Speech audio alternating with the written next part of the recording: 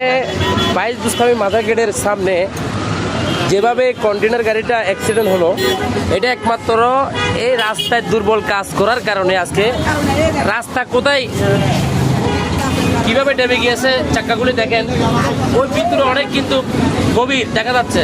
হ্যাঁ, তাহলে কি পরিমাণ যে দুর্নীতি করেছে তার প্রমাণ দেখুন। এই রাস্তায় যদি এভাবে যদি একটা গাড়ি যদি ডেবে পড়ে যায়, তাহলে বাংলাদেশে কি পরিমাণ দুর্নীতি হয়েছে দেখুন।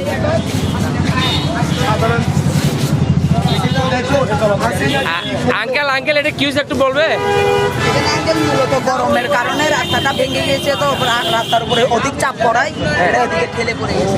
এটা কি কাজটা দুর্বল করার কারণে এটা হয়েছে না? হ্যাঁ, রাস্তাটা আর একটু ঠিকভাবে শক্তভাবে যারা কাজ করছে তাদের এই দোষ। তারা কিভাবে এই ধরনের নিচে গাছটা কি উপরে সুন্দর করে একটু ল্যাপ দিয়া রাস্তাটা বানিয়ে দিয়েছে। গাড়ি চাকা গেছে, চাকাটাকে গাড়িটা উল্টে গেছে। এই দোষটা কার? এই দোষটা যারা রাস্তা বানাইছে, কন্ট্রাক্টর যারা, তাদের দোষ। Right right right. দেখুন এই কন্টেনার গাড়িটা 22 বুস্তামি মাদার গেটের সামনে একটু আগে এটা এইভাবে এখানে রাস্তায় ডেবে একদম পিছনে দুটি চাক্কা রাস্তায় পড়ে গিয়েছে। এটা হচ্ছে যে হযরত সুলতান আরবিন 22 বুস্তামি রহমতুল্লাহ মাদারের সামনে। দেখুন এখানে কি পরিস্থিতি এখন গাড়িটার।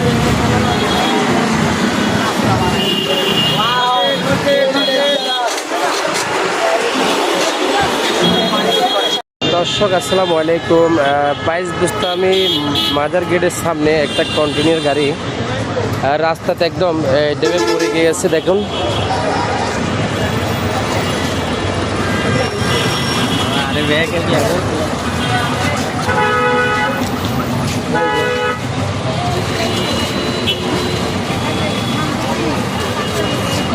এগুলা আসলে এখানে এমনভাবে সেটা হয়ে গেছে দেখেন।